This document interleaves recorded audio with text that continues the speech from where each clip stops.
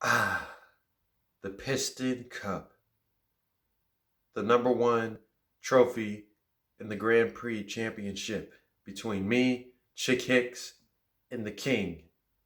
How's it going to all of my 65 YouTube subscribers? What's up to all of my followers on Instagram? Welcome to the next video on Starling on Cinemas. That's Cinemas with an S. And today I'll be giving you my review on Cars as part of the next episode in the Pixar series where I give you my critiques on all the Pixar films.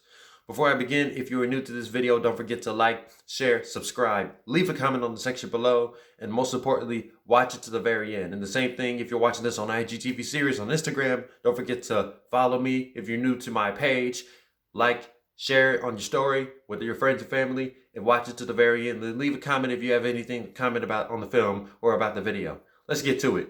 So, the synopsis for Cars goes as follows.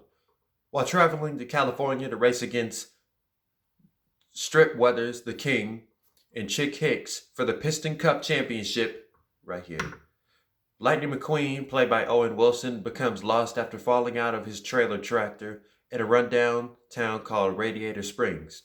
While there, he slowly befriends the town's odd residents, including Sally, Doc Hudson, and Mater. When it comes time for him to leave, the championship is no longer his top priority anymore. Now, we got a good review. I got a good review for you today because I never knew I would get so much out of Cars. Out of the many times I've seen it, even more than Incredibles, I never knew I would get so much out of it this last time that I saw it.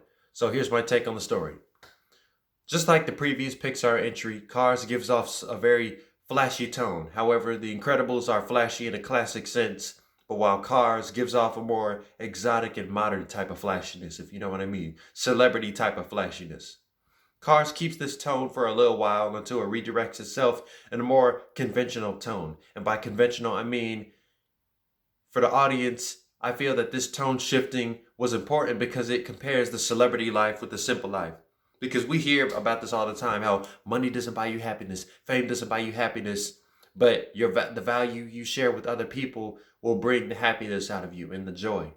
Now, starting out, yes, we all get exposed to the exotic nature of racing and just how much Lightning McQueen loves it and how much it means to him to win the Piston Cup and to give him all of this this glory, all of these rewards. He loves it to the point, he loves racing to the point where that is all he knows, just like almost any athlete. But his pride would soon get tested when he takes an unexpected detour to Radiator Springs, a literal detour to Radiator Springs. This would not only give Pixar a chance to explore the more natural side of Pixar, the natural side of the Pixar world, but to give Lightning a chance to see what he has been missing. And this isn't just applying to Lightning, this is applying to people, period. And the lesson and the theme of this story is sacrifice. Throughout the story, Lightning McQueen wants nothing more than to win the Piston Cup Championship, right? He gets a lot of exotic and fancy wins, fame, and lots and tons of wheels of fortune. Unfortunately, his plans pretty much shift into reverse when he gets lost off the interstate highway that was headed to California. This unexpected turn of events was exactly what Lightning needed but he didn't want because he cared more about winning. But as he learned, but he later learns that it is not about the finish line, it is about how you get to the finish line. Sometimes the best way to get to the finish line is to take detours that most people would never take to get to the destination much quicker. Now, metaphorically, he mentally got to a better destination than the other racers, especially Chick Hicks, who pretty much kept arrogant mindset as an athlete. Now, the characters. It seems as if I've been going through this Pixar series. This is about the 7th movie right here. And it seems as if there are two types of Pixar protagonists. There are those who stick to who they are and what they do, like Flake from A Bug's Life and and Remy from Ratatouille, sorry. And those whose perspectives change through experience. And that's pretty much most of the other Pixar protagonists, including Woody, Sully, Marlin from Finding Nemo, and Mr. Incredible. But Lightning McQueen happens to be one of those Pixar protagonists that had a changed perspective through an experience and encounter. See, like I said at first, we see how Lightning McQueen is a competitive, narcissistic, and self-centered car athlete who cares little about others and more about his victory. I mean, this is very evident through how he shows himself off during the opening race. Like during that crash, he was swifting through all the cars, and he was flying through the smoke with his tongue out. How he treats his own crewmates. I mean, he even refused, turned them down for them to change his car just so he can win the race to make him look good. How he presents himself to the Rusty's sponsorship. I mean, this is his sponsorship, so he should respect the people that he's trying to help get unrusted, to make clean. And even how he neglects the advice from a legend racer, Strip Weather's the king.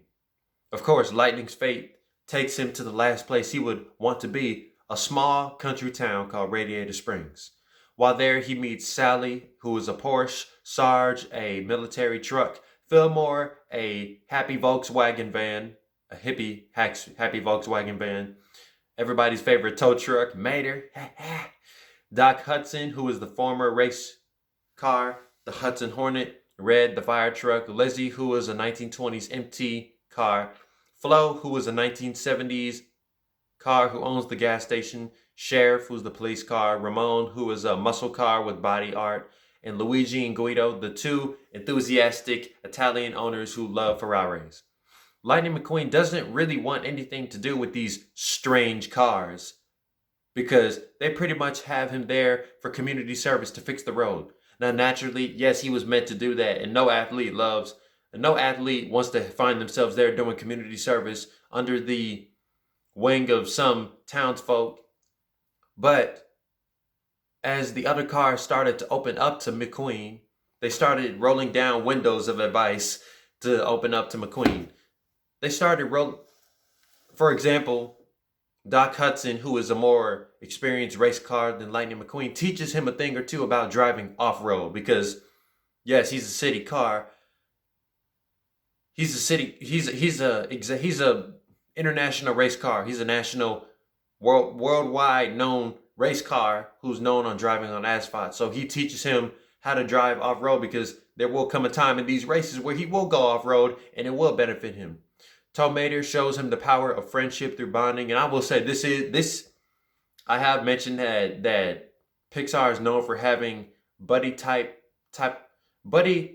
pair-ups in their movies. Like it's a tradition for Pixar, how you always have two characters that are paired up, from Woody and Buzz to Lightning and McQueen, to Lightning and Mater, to Marlin and Dory, and the list goes on. Like this tradition has continued to go on, even with Soul coming up in Christmas.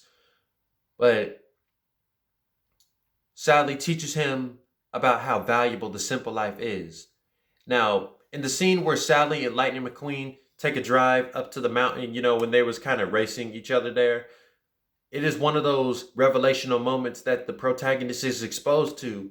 And Sally actually shows him what not just he's missing, but what a whole lot of people are missing in life.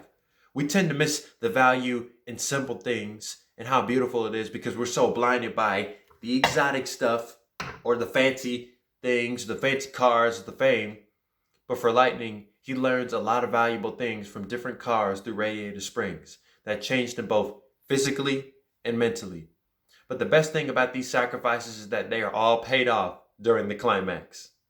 Rotten Tomatoes gives Cars a 74% score, still fresh. Cars possesses something a little more natural than most Pixar films before it. Aside from having two iconic race sequences that rival each other both in scope and scale and size. In between all that, the audience of Lightning McQueen learned just how much worth sacrifices can have when they take you down roads better than you would ever expect to go down in life. So for that, I will give this movie 8.9 SOs out of 10. So that is my review on Cars, Disney Pixar's Cars. You can let me know what you guys think about the first Cars in the comment section below. And I'll see you guys next time on this series with Ratatouille. And I'll see you guys tomorrow with the next episode on Way Back Wednesday. Bye.